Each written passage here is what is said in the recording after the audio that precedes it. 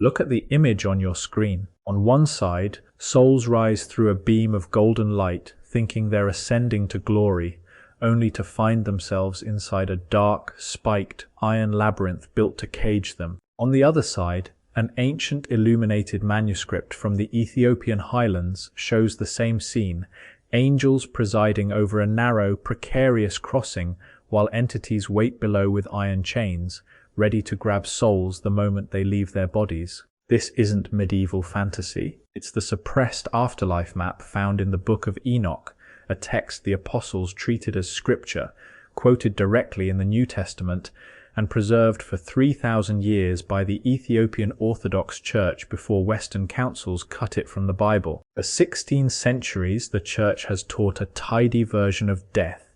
Your eyes close, and you teleport straight to a pearly gate or a lake of fire. Second Temple Judaism and the first-century followers of Christ believed something stranger. Death wasn't a destination, it was guarded airspace. The Book of Watchers describes an intermediate holding zone, a bottleneck governed by legal classifications and territorial entities, where souls get detained and sorted without ever understanding why they never reached God. To understand how this checkpoint works, we have to go to the western edge of the universe, where an archangel revealed something the Western Church spent over 1,000 years trying to erase. The sky above you isn't empty space. It's a layered spiritual structure, built with precision and guarded by fixed cosmic law. The modern 66-book Protestant Bible and most pulpits today reflect a theological model stripped down during the Roman standardization of Christianity in the 4th century. In that framework, the afterlife works like a light switch. Your body dies on earth, and your eternal state in heaven or hell switches on instantly. No friction, no transit, no spiritual geography. Walk into a 1st century gathering instead, people who studied the Greek Septuagint, who read the Dead Sea Scrolls at Qumran, who shared the worldview of Paul and Jude, and you'd hear something different. To them, the move from mortal life to eternity was a dangerous journey through an organized spiritual landscape. Sheol in Hebrew, or the Great Mountain of the West in the Enochic tradition. In chapter 22 of the Book of Enoch, the Archangel Raphael takes the patriarch on a journey to a towering mountain range at the westernmost edge of the cosmos. Standing before it, Enoch notices something our modern, simplified picture of death doesn't account for. The mountain is hollowed into 4 separate chambers, deep, wide, and completely dark. Enoch asks why the cavities are separated from each other. Raphael's answer breaks the usual binary of immediate heaven or hell. The 4 chambers exist to hold the spirits of every human being between physical death and the great day of judgment. It isn't purgatory, and it isn't a medieval Catholic invention for selling indulgences. It's the older doctrine of the intermediate state, the same idea Peter drew on when he wrote of spirits kept in prison, and John drew on when he saw the martyrs' souls crying out from under the altar. Raphael lays out the structure clearly. The 4 chambers aren't identical. They're separated by divisions of light, water, and darkness, sorting souls by their legal classification at the moment of death. The first chamber holds a bright spring of water and light. It's reserved for the righteous elect, those who died aligned with cosmic order and spiritual truth, and they wait there in peace until the final resurrection. The second chamber holds a specific class of souls, the righteous who were murdered or unjustly killed, who died calling out for justice. Raphael points Enoch to the spirit of Abel, the first murder victim in human history, still petitioning heaven from that chamber for judgment against Cain's line. The third chamber is where the after-death bottleneck starts to show its teeth. It holds sinners who died prosperous, people who lived in rebellion, materialism, and compromise but faced no consequences while alive. Because they escaped justice on earth, they're seized at death and bound in this dark chamber, in pain, until the final tribunal. One of these 4 chambers is designed as a permanent, inescapable trap for souls who believed they'd lived good lives, and we'll get to the exact legal loophole that catches them in a moment. First, though, we need to look at who's actually guarding these gates. The fourth chamber might be the saddest. It holds souls who weren't wicked, but were indifferent, lukewarm, or complicit with corrupt systems. Not righteous enough for the first chamber's light, not wicked enough for the third chamber's binding. They're left in a kind of perpetual twilight, cut off from God's presence and wandering an empty space. Why did the Roman Catholic Church, at the councils of Hippo and Carthage, and later the Protestant reformers, keep this map out of ordinary believers' hands? Because an institution chasing political and financial control can't afford a population that understands how the spirit realm actually works. If people grasp that death is an encounter with a legal sorting system, rather than something decided arbitrarily by a priest, or fixed by reciting a prayer with no real change behind it, the institution's monopoly on salvation falls apart. By removing the Book of Enoch from the Western canon, religious authorities blinded generations of believers to this transit zone. They erased the map and took down the warning signs, leaving millions of departing souls unprepared for what meets them when the silver cord is severed and the spirit steps into the atmospheric heavens. To understand why this zone is dangerous, you need to know that the hollow chambers of the West aren't empty waiting rooms. They're surrounded and patrolled by ancient entities tied to a rebellion that fractured the airspace between Earth and the highest heaven. The moment a spirit leaves the body, it doesn't float through a peaceful vacuum. It enters the atmospheric heavens, a contested zone occupied by ancient entities that have held the near-Earth spiritual realms since before the flood. The right side of the thumbnail shows how ancient Ethiopian Christianity depicted this same moment.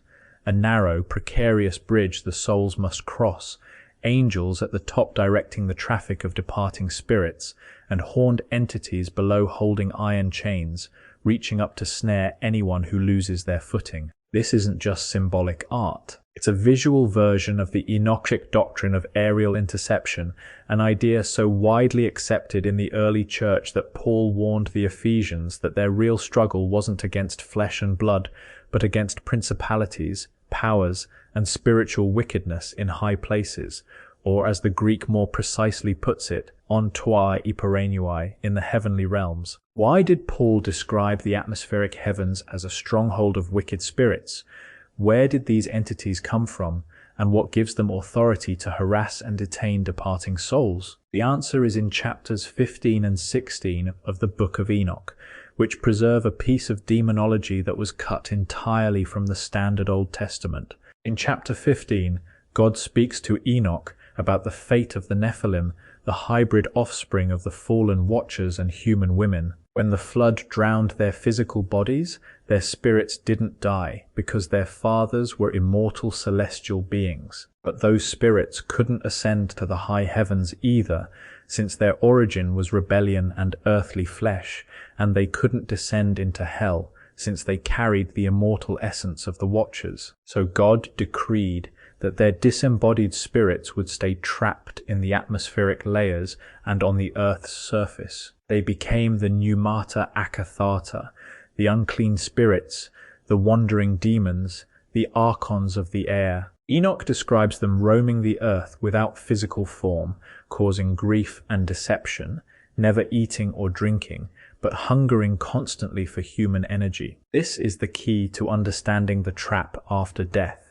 The atmospheric heaven, what biblical scholars call the first and second heavens, is full of these disembodied entities. They act as self-appointed customs agents, patrolling the transit zone between the earthly realm and the holding chambers of Sheol. The Gnostic texts found at Nag Hammadi, which drew heavily on early Enochic Judaism, call these entities the Archons, the rulers or toll collectors of the air. When an unprepared soul tries to rise through the atmospheric grid, these territorial powers intercept it, not with physical weapons but with legal accusations and energetic attachments. How does an Archon or a wandering Nephilim spirit trap a departing soul? By using the unresolved spiritual cargo the person carried to the grave. Someone who spends their life consumed by materialism, addiction, bitterness, or idolatry weaves dark earthly energy into their spiritual body,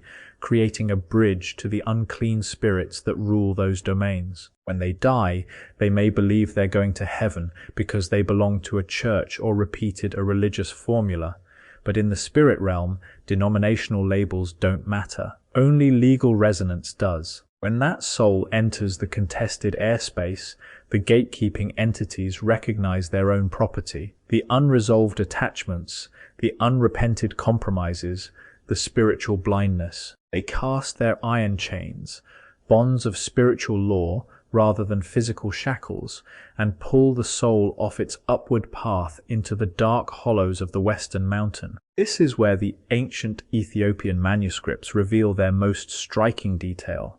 A group of entities known as the Angels of Punishment, who don't serve the fallen watchers but operate under a divine mandate that most modern Christians would call heresy. None of this compares to what happens when a soul actually reaches the first gate. The institutional church spent centuries teaching that the devil runs hell as a chaotic kingdom of fire and torture. The Book of Enoch describes something more organized. In chapters 53, 54, and 56, Enoch is shown a different class of beings, the Satans, which in ancient Hebrew isn't a proper name for one red-horned devil, but a title meaning the adversaries, or the accusers, and the angels of punishment. These angels of punishment are severe, unyielding enforcers, described forging chains of iron and steel and wielding scourges. But institutional theology tends to skip this part. They aren't fallen demons rebelling against God.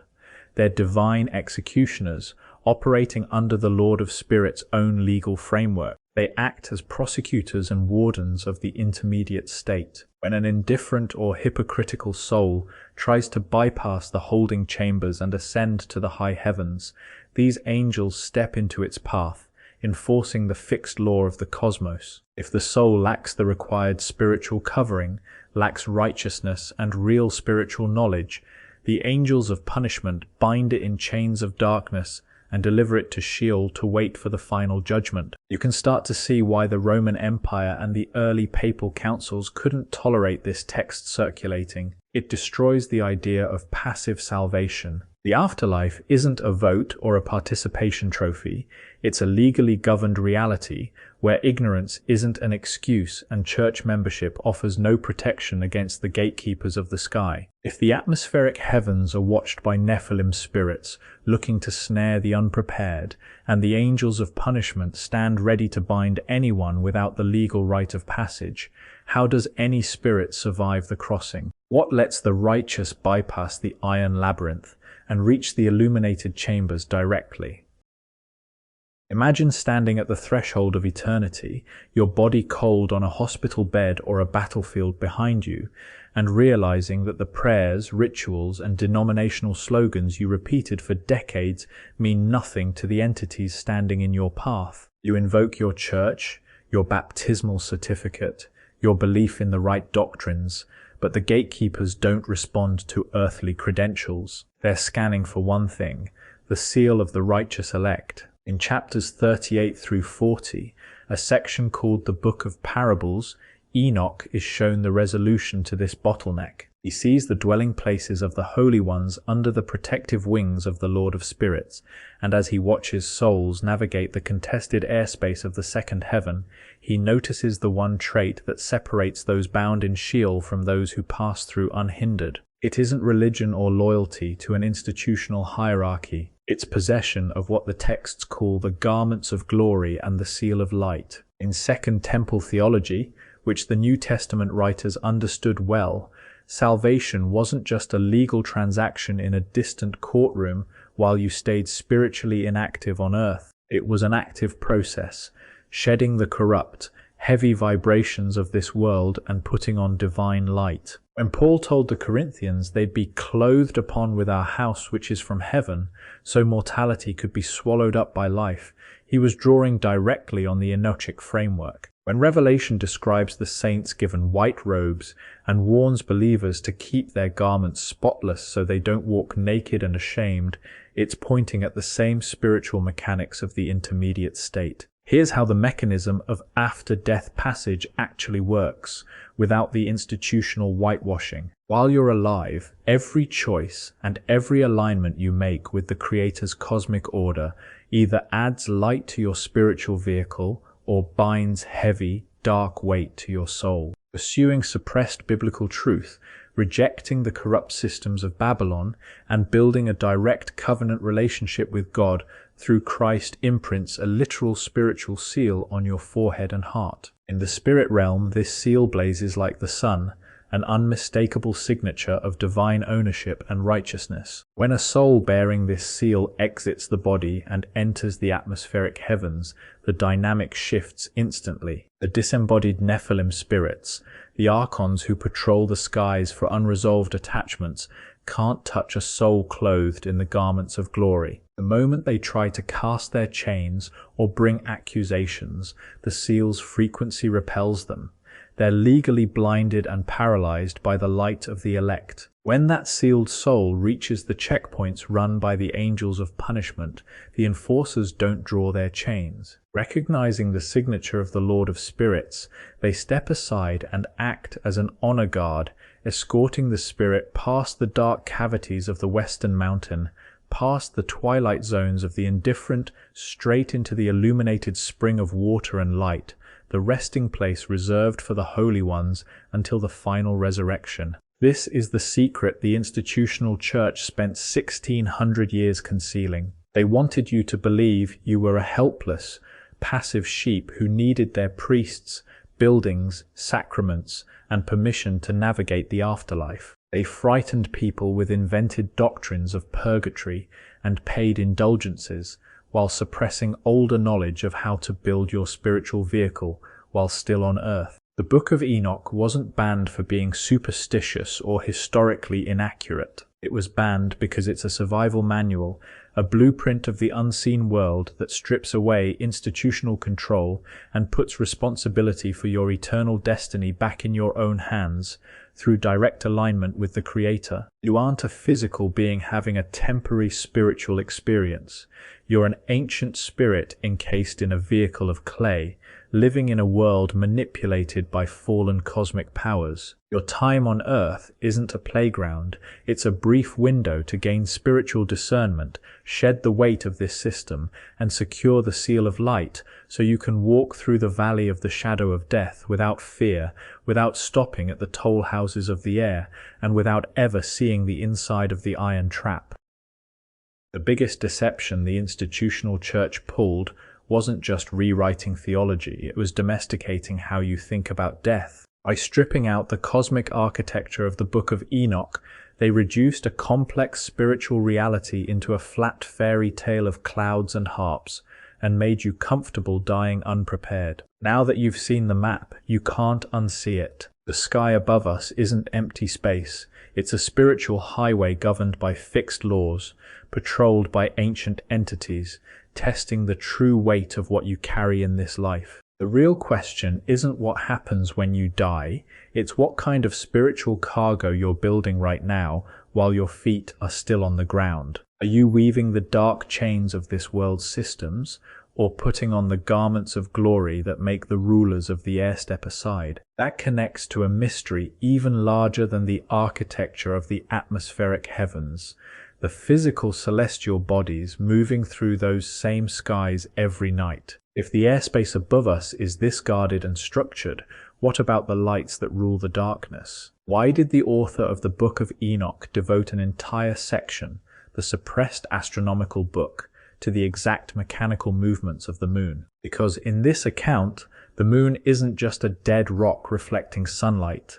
It's described as an engineered instrument with a hidden function tied to the judgment of souls and the timing of the end of days. If you want to know what's been hiding in plain sight above your head every night, click the video on your screen. The Book of Enoch says the moon has a hidden purpose and reveals what it contains.